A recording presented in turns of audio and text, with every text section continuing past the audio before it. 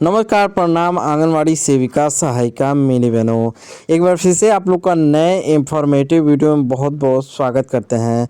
तो आप लोग देख ही सकते हैं, आप लोग को आर्टिकल में साफ तौर पे दिखाई भी दे रहा है और इस आर्टिकल में अतुल भैया और सुधांशु भैया का फ़ोटो भी लगा है। तो इससे साफ जाहिर होता है तो मुलाकात तो हुआ ही है और प्लस अन्नपूर्णा देवी जी का आश्वासन भी मिला है। क्या मानदेय कब वृद्धि होगा या फिर कितना सरकार देने वाली है 2026 में खुशखबरी आंगनवाड़ी के लिए, हर एक चीज़ का पूरी जानकारी हम लोग देंगे इस वीडियो में। तो पूरे वीडियो ज़रूर देखिएगा, आगे आप लोग को पूरी जानकारी मिलेगी। और आज है 3 जनवरी की बड़ी जीत आंगनवाड़ी बहनों के लिए। तो यहाँ पे अन्नपूर्णा देवी जी हैं और यहाँ पे आंगनवाड़ी कार्यकर्ती हैं, देखते हैं आप लोग। लेटर भी है हाथ में, क्या चीज़ें हैं हर एक चीज़ हम लोग उस लेटर को पढ़ेंगे और पूरी अच्छाई से जानेंगे। आंगनवाड़ी को 21,230 रुपये आ गए, यहाँ पे लिखा है, मतलब मिल गए। ऐसे में आश्वासन मिला होगा तभी इस आर्टिकल में लिखा हुआ है। और आप लोग को मालूम है, अतुल भैया को जानते ही होंगे, सुधांशु भैया की न्यूज़ आप लोग देखते होंगे, तो इसीलिए इनका भी तस्वीर इस आर्टिकल में छप गई है। तो अन्नपूर्णा बोली मिलेगा पूरा पैसा। तो यहाँ पे देखते हैं पैसा तो मिलेगा, लेकिन आंगनवाड़ी को ये चाहिए कि सरकारी कर्मचारी का दर्जा चाहिए, तभी आंगनवाड़ी की जीत पूरी कहलाएगी। नहीं तो उस तरीके से आंगनवाड़ी की जीत नहीं है, जब तक आंगनवाड़ी को ये खुशखबरी मिल नहीं जाती है।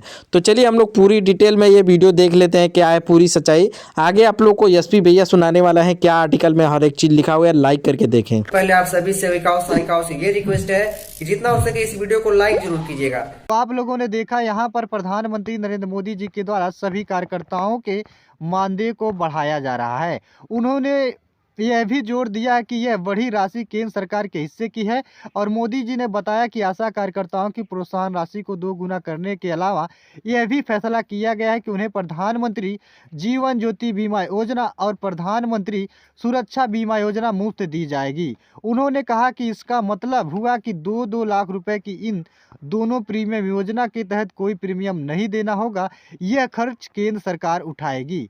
उल्लेखनीय है कि संसद में भी विभिन्न दलों के सदस्य आशा कर्मी एवं आंगनबाड़ी कार्यकर्ताओं के मानदेय बढ़ाने की मांग समय समय पर करते आ रहे हैं।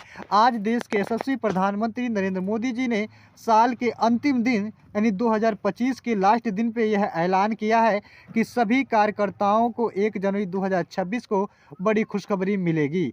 यहाँ पर देखेंगे कि संविदा कर्मचारी, आउटसोर्स कर्मचारी और वेतनभोगियों से भी जुड़ी कई खबरें देखने को मिलेंगी। अवसर पर आयोजित कार्यक्रम में उन्होंने ऐलान करते हुए कहा कि पूरे देश में कई इस स्कूली वर्ष मर्जर को कार्यक्रम के माध्यम से आंगनबाड़ी केंद्रों अपना भवन देने के साथ ही एक बड़े अभियान को लेने जा रही हैं, जिसमें 3 साल से लेकर के 6 साल के बच्चे को एकत्रित पोषण मिशन के साथ हम जोड़कर अपने देश को सुरक्षित रखने का कार्यक्रम को आगे बढ़ाएंगे। उन्होंने आगे भी कहा कि बचपन अगर उसका सुरक्षित होगा तो उसका जीवन भी आगे अपने आप ही सुरक्षित हो जाएगा। और साथ ही साथ देश के प्रधानमंत्री नरेंद्र मोदी जी ने कहा है कि पूरे 28 राज्यों में यह लागू होगा। और साथ ही साथ संविदा, आउटसोर्स कर्मचारी, वेतनभोगियों से भी जुड़ी बड़ी खबर देखने को मिलेगी, जहां पर सभी कार्यकर्ताओं को बढ़े हुए मानदेय का लाभ देखने को मिल जाएगा। बता देना चाहता हूं कि प्रधानमंत्री नरेंद्र मोदी जी के द्वारा संविदा और आउटसोर्स कर्मचारियों के लिए नई वेतन श्रेणियों के लिए यहाँ पर देखेंगे सरकार ने इस पर भी जो आदेश तैयार किया, उससे मानदेय की गणना को बहुत ही पारदर्शी रखा जाएगा। इसमें अकुशल, अर्धकुशल, कुशल और उच्च कुशल श्रेणियों के आधार पर वेतन तय किया गया है। पहली श्रेणी में उन उच्च कुशल कर्मचारियों को रखा गया है जिन्होंने अब सीधे 4,000 रुपये तक का मानदेय मिल सकता है। उन्हें यह उन लोगों के लिए बड़ी राहत है जो तकनीकी पदों पर आउटसोर्स के जरिए काम कर रहे हैं। दूसरी और तीसरी श्रेणी के कर्मचारियों के लिए भी क्रमशः 25,000 रुपये से लेकर के 22,000 रुपये का मानदेय तय करने का प्रस्ताव है। वहीं सबसे निचली यानी चौथी श्रेणी के चतुर्थ श्रेणी के कर्मचारियों को कम से कम 20,000 रुपये महीना मिलने का प्रस्ताव है, जिसका लाभ आप सभी कार्यकर्ताओं को जनवरी 2026 से मिलना शुरू हो जाएगा। यहाँ पर देखेंगे कि आयुष्मान भारत स्कीम में भी शामिल की गई आशा कार्यकर्ता। तो देखिए यहाँ पर आशा आंगनबाड़ी सेविका सहायिकाओं को आयुष्मान भारत स्कीम में भी शामिल किया गया है। हाल ही में सरकार ने आशा बहुओं और आंगनबाड़ी कर्मचारियों को आयुष्मान भारत योजना के तहत कवर करने का फैसला किया है।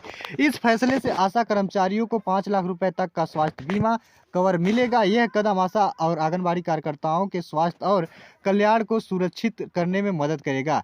इससे उनकी कार्य क्षमता और मनोबल में भी वृद्धि होगा। तो देखिए यहाँ पर सभी कार्यकर्ताओं को बड़े से बड़ी खुशखबरी साल 2026 में मिलने वाली है।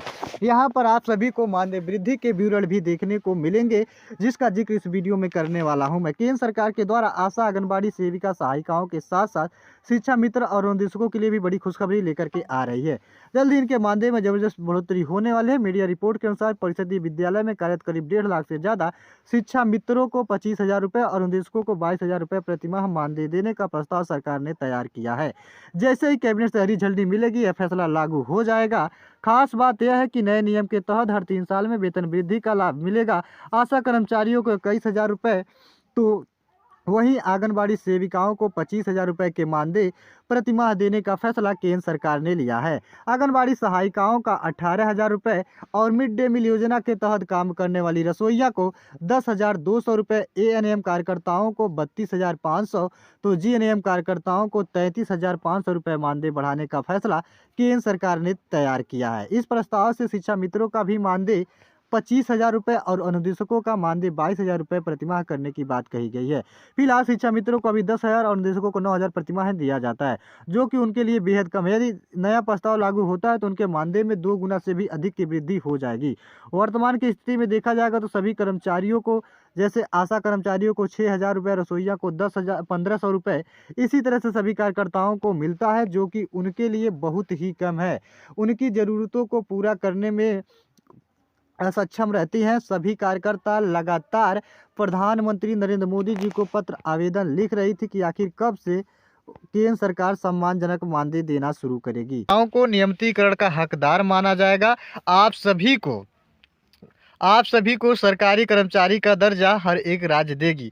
साथ ही साथ 10 वर्षों से कम अनुभव रखने वाले उन कार्यकर्ताओं को जो है मानदेय बढ़ोतरी का लाभ दिया जाएगा, जो कार्यकर्ता लगातार अपनी सेवा शिक्षा विभाग और स्वास्थ्य विभाग में दे रही हैं। दोनों निर्णयों में आंगनबाड़ी कार्यकर्ता और सहायिकाओं के काम करने की चुनौतियापूर्ण परिस्थितियों की जांच की गई है और इस बात पर जोर दिया गया है कि केंद्र और राज्य सरकारों को कार्यस्थल पर निष्पक्ष और सम्मानजनक व्यवहार सुनिश्चित करते हुए कार्य स्थितियों को सुधार के लिए तत्काल उपाय करने की आवश्यकता है। तो यहाँ पर देखिए, पहले आप सभी सेविकाओं सहायिकाओं से ये रिक्वेस्ट है कि जितना हो सके इस वीडियो को लाइक जरूर कीजिएगा। सुप्रीम कोर्ट का जो आदेश है सभी कार्यकर्ताओं के हित में। तीसरा फैसला देखेंगे सुप्रीम कोर्ट का क्या है, तो यह विशेष रूप से महत्वपूर्ण है क्योंकि इन 2 निर्णयों से पहले सुप्रीम कोर्ट ने स्टेट ऑफ कर्नाटक और अन्य बनाम अमीरबी और अन्य 2007 SCC 681 मामले में फैसला सुनाया था कि आंगनबाड़ी कार्यकर्ताओं को सिविल पदों के धारक नहीं हैं।